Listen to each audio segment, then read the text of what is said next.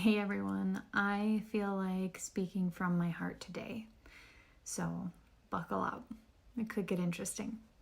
When's the last time you felt fully alive? That's a very serious question, but it was a question that I came across on TikTok actually the other day, and I got to thinking, when's the last time you felt fully alive? So I asked the question to my TikTok following, and some of the answers that I got were pretty disappointing because a lot of people said that they couldn't remember, or they didn't know, or they either have felt fully alive their whole lives or have never felt it.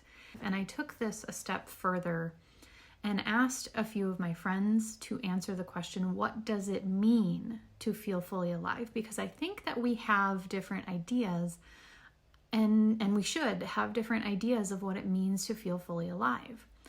Now, for me, feeling fully alive means that I could get lost for hours doing whatever it is that I'm doing, or, just like you have no concept of what time is in this space. And some people might call it a zone of genius, where it's something that you love doing and that you are constantly working towards. Or, feeling fully alive can be so many other things too.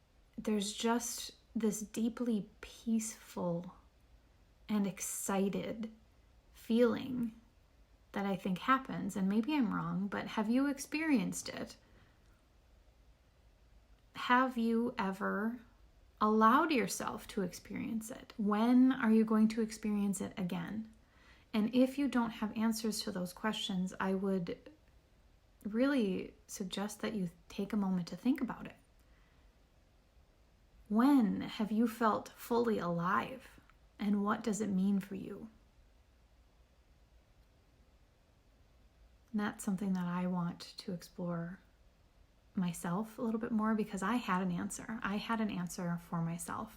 And my answer was actually last week, and I just got off of a call, my group coaching call today, and I feel amazing. I feel like I'm making a difference in some people's lives, and I am so excited to be able to share that with more people. And I don't know. I certainly doubt myself frequently along this path that I'm on. There's certainly frustration and struggle and pain and self-criticism and so many other things that I experience. But part of that is feeling fully alive. It's feeling the highs of the highs and the lows of the lows, and allowing that to exist in your body, and not pushing it away, and not numbing it, and not buffering it with food or TV or alcohol or gambling or whatever vice of choice you choose. It's just allowing yourself to experience your body and allowing yourself to experience inspiration. And what is it for you? So that's my deep thoughts of today. I want to have more conversations like this. I want to have more conversations about what it means to feel fully alive. And I want to challenge all of you to explore that for yourself and to define it for yourself. And if you're not in a situation where you're feeling fully alive ever, is it time to change that? What could you do to feel fully alive? What could you think differently? What could you feel differently? What needs to change for you? Is it your thoughts that need to change? Is it your job that needs to change? Is it, the pandemic kind of puts a damper on things because we want everybody to be safe, so we can't just go and do everything that we want to. But what is a step that you could take today to get closer to feeling alive? And it could be something very simple. If you have children, do you feel fully alive when you are with them?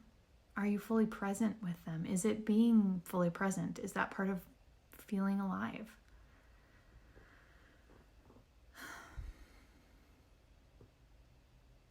It's a lot to think about. And in your job, do you feel fully alive, or are you just clocking in and clocking out?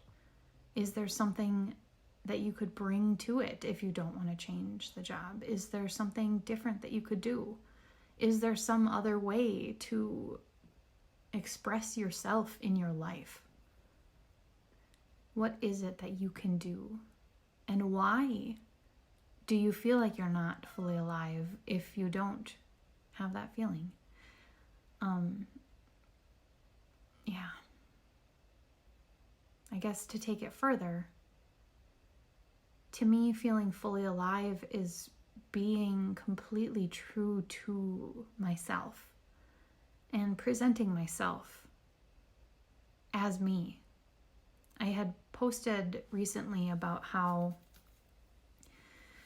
if you are basically the concept of being a people pleaser and constantly being nice, and if you are not feeling nice, if you're feeling hurt and you are pretending that you're being nice just to spare other people's emotions and to help them not feel something, is that not manipulating them to like a fake version of you?